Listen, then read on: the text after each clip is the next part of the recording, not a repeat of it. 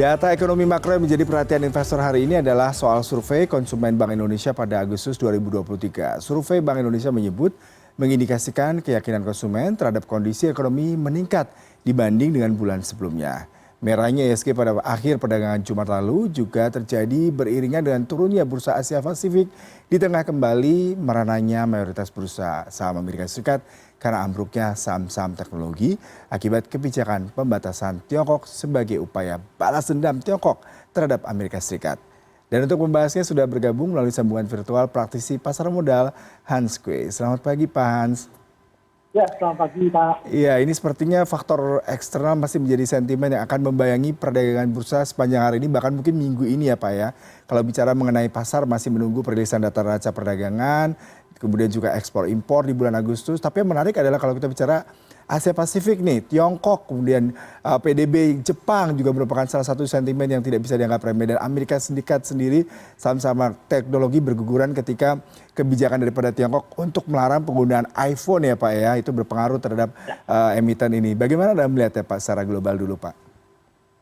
Ya, memang ada beberapa hal yang saya cermati ya. Yang pertama tentu yang dari masalah Apple ya sendiri larangan iPhone. Ya karena sebenarnya yang pasar lihat di sini adalah potensi berlanjutnya perang dagang lagi ya. Terutama perang teknologi antara China dan AS ya. Ini berpotensi merugikan. Ya, jadi pemblokan teknologi Amerika nggak boleh masuk ke Tiongkok, tapi Tiongkok membatasi bahan baku chip gitu. Nah, pelarangan iPhone ini bagi pegawai negeri di China ini membuat harga Apple jatuh gitu ya. Tapi ya pasti ada pembalasan ya yang terjadi. Jadi ini tentu relatif merugikan bagi dunia gitu. Nah ini yang pertama yang dilihat oleh pasar. Nah yang kedua pasti sentimen yang sangat besar pekan ini ya yang tadi juga sudah disampaikan juga terkait CPI AS gitu ya. Nah, masalah yang kita hadapi sekarang adalah harga minyak itu merangkak naik. Memang di tengah perlambatan ekonomi China, tetapi ada pengurangan pasokan yang dilakukan oleh Saudi dan Rusia gitu ya, menyebabkan harga minyak cukup tinggi. Nah, ini menimbulkan kekhawatiran, apalagi menjelang akhir tahun ya, musim dingin, cadangan minyak Amerika di posisi low level, jadi mereka harus menambah pasokan cadangan mereka gitu ya, dengan minyak naik. Kalau harga komoditas tinggi, tentu kita khawatir CPI Amerika akan bergerak naik. Nah ini yang jadi kekhawatiran pasar. Nah inflasi inti kelihatannya akan tetap ya di Amerika bulanan 0,2. Untuk tahunan mungkin akan turun ke 4,3 ya dari sebelumnya 4,7. Tetapi inflasi keseluruhan itu diperkirakan naik ke 3,6% dari 3,2, sedangkan pada level bulanan naik ke 0,6 dari 0,2 gitu. Nah ini yang pasar khawatir karena ini sangat mempengaruhi kebijakan Federal Reserve gitu. Biarpun diperkirakan September akan tetap di 90 tetap ya di level saat ini posisi suku bunga acuan Federal Reserve. Tapi orang khawatir dengan November gitu ya, khawatirnya Fed menaikkan suku bunga di pertemuan November gitu.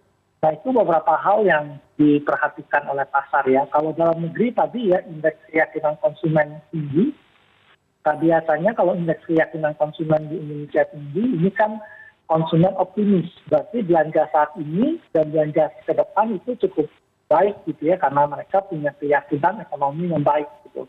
Jadi ini dalam negeri sentimennya positif, lebih banyak dipengaruhi oleh sentimen dari luar. Pak, yang menarik juga dari Amerika Serikat terkait dengan imbal hasil obligasi yang bertenor 10 tahun ini turun ya Pak. Kemudian kenaikan imbal hasil US Treasury tenor 2 tahun pada Jumat kemarin juga memberikan tekanan pada saham. Selain tadi kemungkinan inflasi yang tinggi, CPI juga tertekan karena harga komoditi minyak meningkat terutama jelang akhir tahun, cuaca dingin, kebutuhan energi di sana cukup masif, tapi harga minyak naik. Inflasi ini berpengaruh terhadap bagaimana The Fed akan memberikan kebijakan yang boleh jadi lebih cepat. Lalu bagaimana dengan kebijakan perbankan di Amerika Serikat sendiri, Pak? Nah, Ini menarik ya. Jadi kalau kita lihat yield jangka panjang turun gitu ya, artinya orang kembali membeli safe haven instrumen, yaitu obligasi Amerika di jangka panjang gitu. Sehingga yieldnya turun, berarti harganya bergerak naik gitu. Nah, kalau di jangka pendek 2 tahun gitu ya, ini sangat dekat sekali dengan kebijakan suku bunga. Jadi ketika terjadi peningkatan yield, artinya orang berekspektasi mungkin Federal Reserve dalam jangka pendek masih akan mempertahankan suku bunga atau menaikkan tingkat suku bunga gitu. Jadi tentu ini sentimen yang relatif negatif gitu. Nah ini tentu juga memberikan tekanan pada nilai tukar kita ya. Jadi kalau terjadi kenaikan yield di jangka di jangka pendek, sedangkan yang di jangka panjang turun, artinya orang ada migrasi ya, dana-dana bergerak balik ke Amerika membeli safe haven instrumen gitu, seiring dengan meningkatnya risiko. Nah yang kita juga perhatikan adalah pernyataan dari Federal Reserve di Amerika. Ya, dia mengatakan ekonomi Amerika itu bergerak melebihi ekspektasi.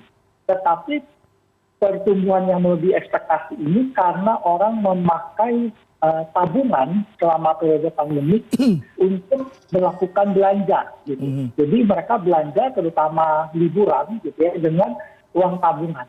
Nah, ada data yang menunjukkan juga di sana bahwa warga di sana mulai kehabisan tabungan dan sebagian melakukan pinjaman gitu. Artinya keajaiban pertumbuhan ekonomi Amerika yang bagus, yang selama ini menopang pasar, itu mungkin akan berakhir pada kuartal-kuartal berikutnya. Sehingga orang khawatir kalau bunga tidak turun, ya bahkan dinaikkan, Amerika bisa masuk ke periode resesi gitu. Itu yang diperhatikan pasar saat ini. Iya, kita sekarang bergeser ke Asia Pasifik nih Pak. Tiongkok akan merilis data inflasi. Tapi di satu sisi kalau kita bicara mengenai aktivitas jasa turun 51,8. Kemudian juga impor ekspor juga di Agustus juga susut. Terkontraksi 8,8% year on year. Nah, bagaimana Anda melihat kemungkinan inflasi di Tiongkok ini Pak? Ya, kelihatannya dari data-data yang ada, ekspor yang melemah gitu ya. Kita memang melihat bisa saja inflasi Tiongkok kembali tertekan ya setelah periode sebelumnya mengalami deflasi ya. Jadi kemungkinan inflasi naik nggak terlalu banyak atau masih ada deflasi di Tiongkok. Jadi ini yang jadi masalah, menunjukkan bahwa ekonomi yang terbesar kedua atau pertama di dunia ini melambat gitu. Nah dampaknya ke kita memang adalah harga komoditas ya. Jadi kalau Tiongkok benar-benar melambat, biasanya demand dari komoditas itu relatif tertekan gitu ya. Dan ini tidak baik bagi kita karena cenderung menekan harga komoditas. Nah, pasar menantikan apa yang akan Tiongkok lakukan berikutnya ya. Jadi harapannya People's Bank of China, kemudian pemerintah sana lebih banyak memberikan stimulus. Karena sejujurnya masalah sektor properti di China ini belum selesai ya. Kalau kita lihat kemarin Evergrande gitu ya, Country Garden itu kan masih bermasalah gitu ya. Jadi masih ada potensi sesuatu terjadi di sana. Nah sektor properti di China itu punya kontribusi 23-25% terhadap GDP mereka, dan properti itu dipakai 70% ya oleh orang-orang kaya untuk penyimpanan kekayaan. Jadi kalau terjadi sesuatu pada sektor properti, ini pasti impact-nya cukup besar pada perekonomian China sendiri. Yang ini kita menarik berbicara mengenai komoditi Pak. Kalau harga minyak ini selalu naik, dan yang terakhir bahkan minyak mentah berjangka Brent ini pengiriman November naik 73 sen atau 0,8% Pak di 90 US dollar. Itu juga pasti berpengaruh ya terhadap postur APBN kita karena di tahun 2024 hanya 82 US dollar per barrel. Seperti apa ini Pak kemungkinan kenaikan harga yang sangat drastis seperti ini Pak? Ya, memang ini yang agak menyulitkan ya kalau kita lihat. Karena Saudi dan Rusia ini memotong pasokan gitu. Di tengah memang orang menjelang akhir tahun, musim dingin ada di Eropa dan Amerika gitu ya, pasti kebutuhan energi meningkat di sana, mereka memotong pasokan gitu ya. Jadi ini nggak terlalu cocok ya kondisi pemotongan pasokan ketika harga bergerak naik ke atas ya, dan cenderung relatif lebih merugikan ya bagi negara-negara yang net importer ya, termasuk Indonesia sendiri gitu. Tapi memang kita cukup terbantu sebenarnya ya, neraca perdagangan kita relatif biarpun melambat tapi cukup bagus ya. Jadi kita lihat di sana harga batu bara juga mulai merangkak naik ya posisinya ya, biarpun belum seperti tahun lalu tapi bergerak naik. Jadi itu bisa membalance posisi kita. Selain itu memang sesudah kita melakukan smelter atas beberapa komoditas ya, itu kita lihat neraca perdagangan Indonesia saat ini jauh-jauh lebih tangguh dari beberapa tahun sebelumnya ya. Jadi ini salah satu sentimen yang cukup positif bagi dalam negeri. Nah, resiko kita selalu ada di nilai tukar ya. Jadi kalau perubahan kebijakan global yang terjadi biasanya memberikan tekanan pada nilai tukar kita. Kita bicara mengenai inflasi lagi nih Pak di Amerika Serikat, salah satu yang menjadi momok ya karena akan berbanding lurus dengan kebijakan The Fed, kemudian juga tadi kebijakan-kebijakan terkait dengan sektor perbankan di sana.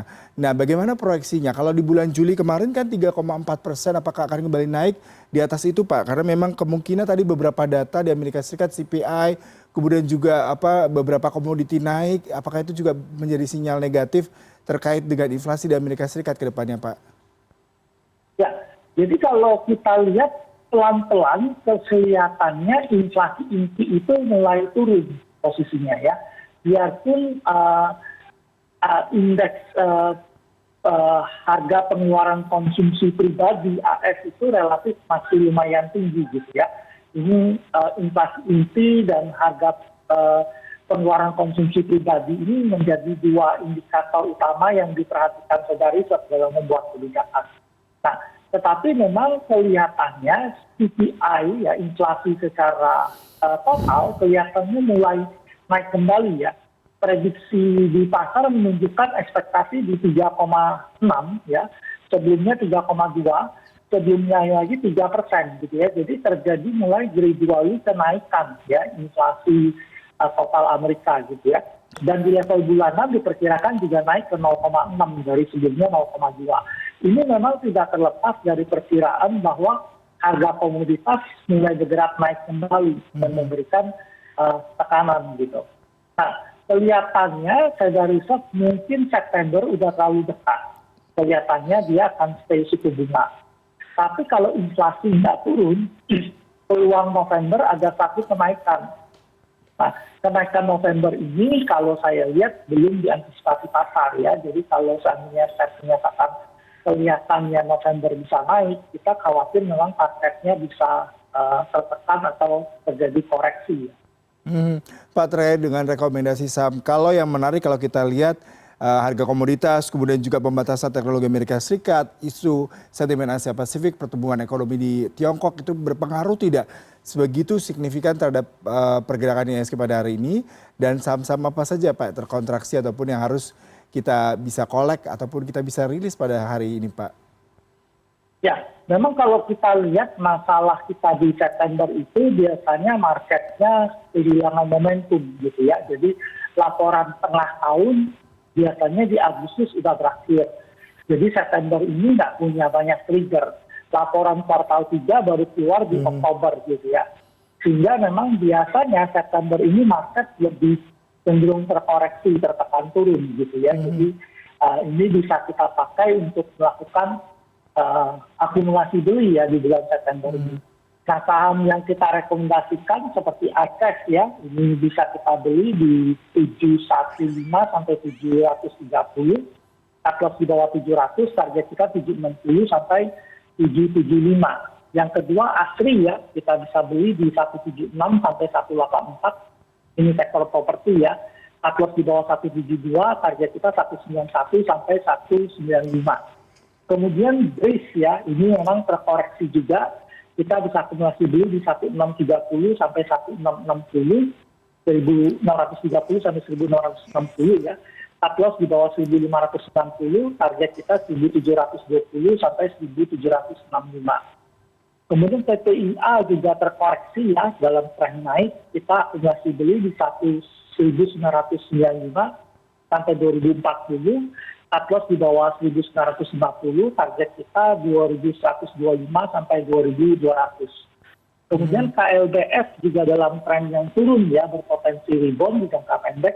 Akumulasi beli di 1660 sampai 1720. Cut loss di bawah 1620, target kita 1760 sampai 1875.